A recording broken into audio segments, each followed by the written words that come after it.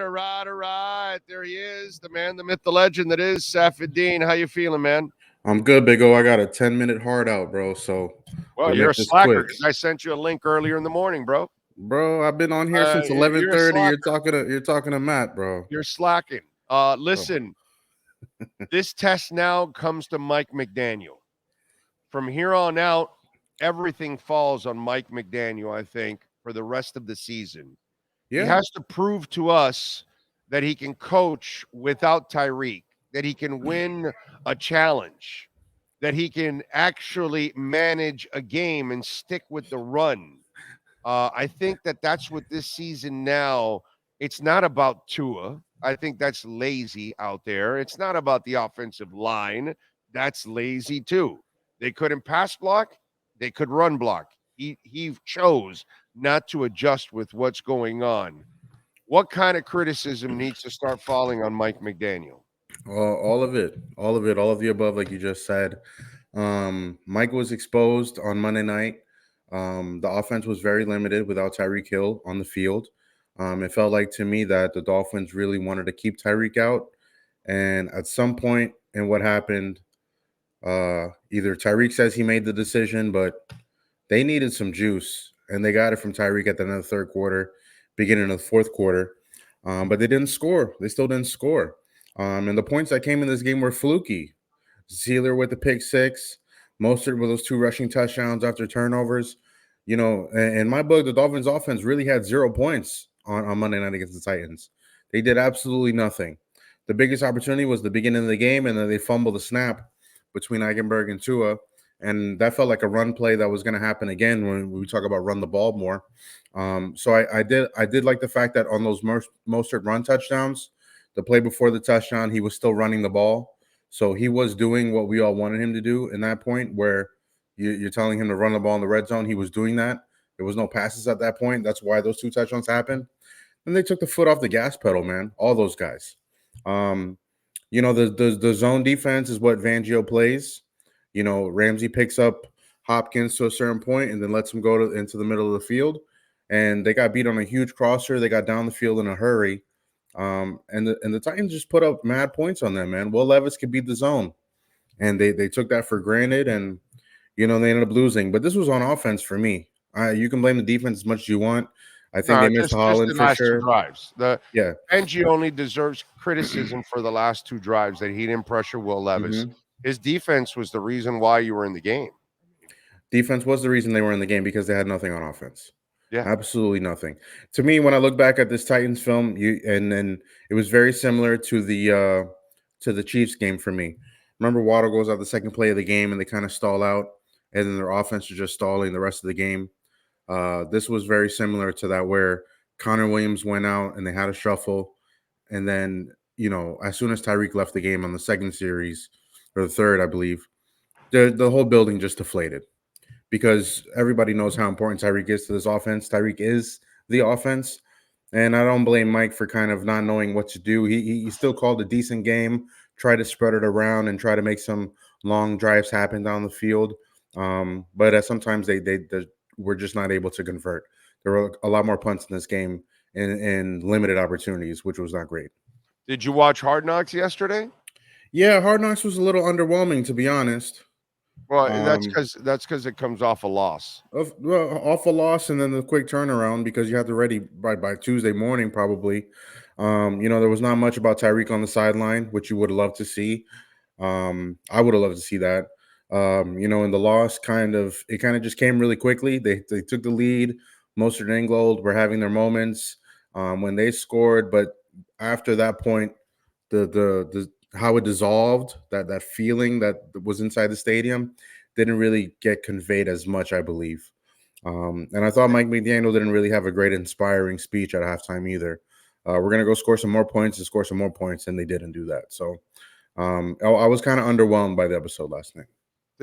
Did anything that McDaniel say stood out to you? From Monday? From Tuesday, excuse me? From Hard Knocks, yeah. I mean, the part with his daughter was incredible. It was an incredible point in the show. Obviously they're the new first family, the Miami Dolphins. Beautiful to see. It's nice that Mike can get a couple minutes with his family here and there. Outside of that, and then embracing the 9-3 and trying to say this is your moment. This is going to be tough. This and that. The What'd you Dolphins think just of the fell flat. exchange? What'd you think of the exchange towards the end with Mostert and Ingold on the sidelines? Yeah, that was cool. I mean, those guys are running and blocking for each other.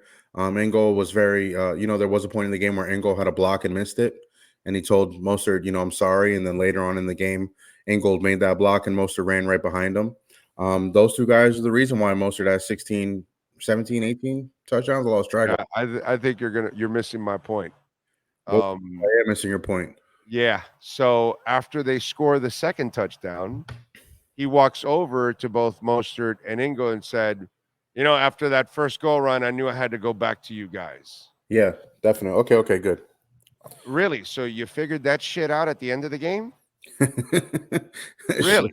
Some of you should have figured out all season, right? Yeah. Some shit you should have figured out for 2 seasons now. Yeah, It would have definitely. helped last year too in certain times. You Yeah. know what I'm saying? So, that I lost it. I almost punched the shit out of the TV when he said that last night. this, I this, was this, like, "You really, bro? You have the balls to say that now?" I mean, this is a really smart guy yeah. that does some stupid shit.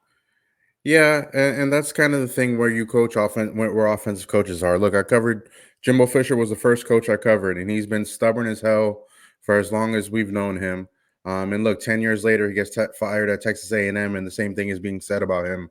That was being said about him when he left Florida State. His offense is not fresh, needs to do some different things, and that's somebody who kind of banged his head against the wall long enough to see if things will work, and they won't.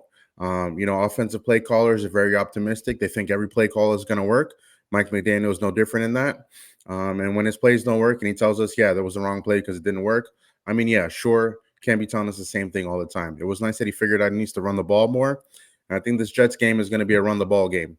Tyreek probably is going to suit up, probably not going to play much because you still want the threat of Tyreek kind of lingering for the Jets. But I think we'll find out pretty quickly. Tyreek won't play much, if at all, in this game. Think they should keep him out because you're not going to win the Super Bowl on Sunday. You're going to win it later on this year. You know what? They should keep him out just to see if Mike McDaniel can goddamn coach a game without him. I agree. You know what I'm saying? I agree. Yeah. I don't even want him out there. This is what I was talking earlier before you were on, which with Eric Spoelstra. Okay, he could be missing half his team, and they all know how to play.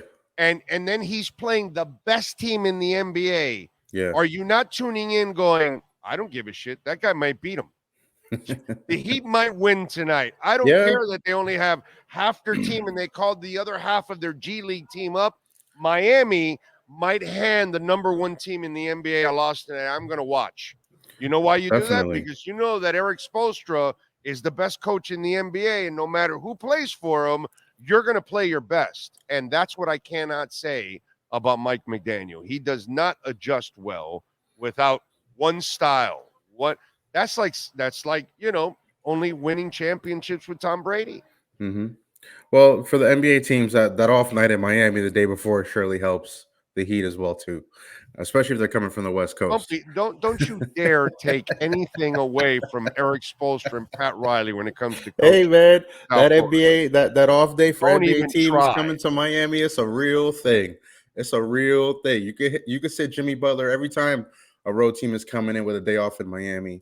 The Heat will still win with all the other guys. But I agree to your point that when all the other guys are in, they know what the focus is. They know what the message is, the mission is. That's what that Heat culture is all about. Dolphins culture needs to have some more oomph to it. You know what I mean? It needs to have some more. We're gonna kick your ass, and we don't matter, where we are, where we're playing, who's in the lineup or not. And it's not there right now. Look, to be fair, you're missing O-line starters. Connor Williams out for the season. Be interesting to see if Eichenberg takes that spot the rest of the year because he was playing really good at left guard. We'll see how Lester Cotton does. The lineup was kind of crazy with Kendall Lamb. And then McDaniel says Armstead is closer than Robert Hunt, which is not great because you wanted Robert Hunt to be a little bit more closer. Maybe he shouldn't have played in that Washington game because he kind of had a flare-up in that game. But they're going to have to figure out the soul line. They're going to have to figure out this injury situation quick because Not only it's the Jets, it's the rest of the season too. They're still, not everything was given to them on a silver platter like we did give it to them before the Titans game. Number one seed's probably out the question. AFC East very much could be in play in the last game of the season. So we'll see how it goes. There's only 5 elite coaches in the history of South Florida sports. Okay. And these 5 are guys that can coach anyone at any time and make them better. And that is Larinaga, Ron Frazier, Eric Spoelstra, Don Shula, and Pat Riley. So these guys in the history of this town. Yeah, no love for Jim Leland or Jack McKeon. None of those guys? Jim Leland is as overrated as it gets. What about McKeon? McKeon did it with all those guys. McKeon didn't even know their names, bro. And let me tell you something. I covered that team. That team was not going to win the World Series until we traded for Darren Dalton. Did you say Jimmy Johnson on your list? No, Jimmy Johnson's definitely not on my list. Are you kidding me?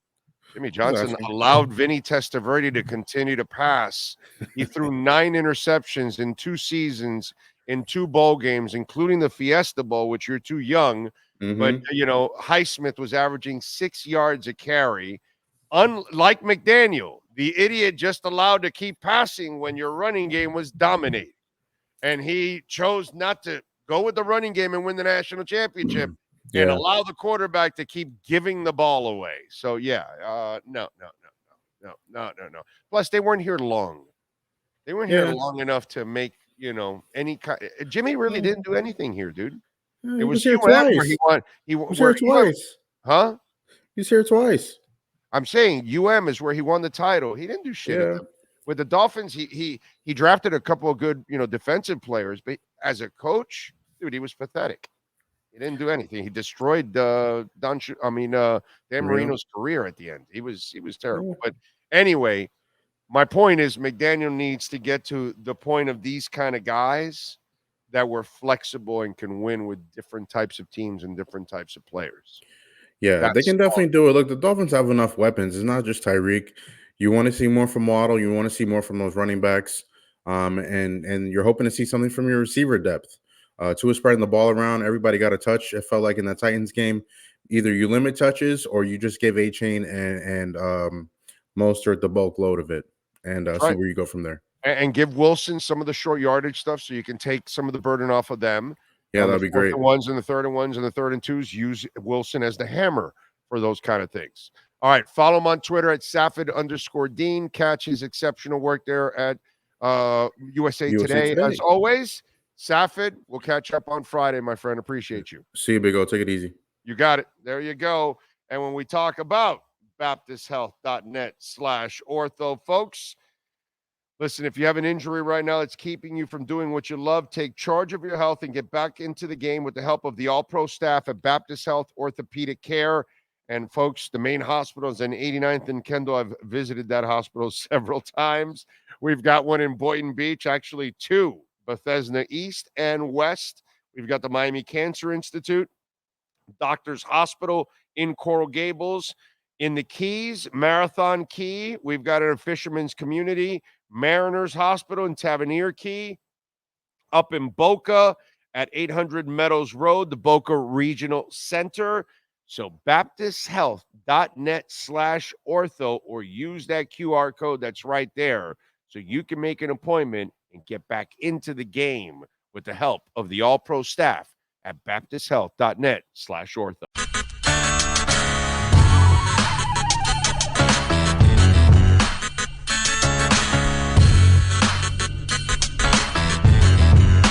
This is the Big O Show.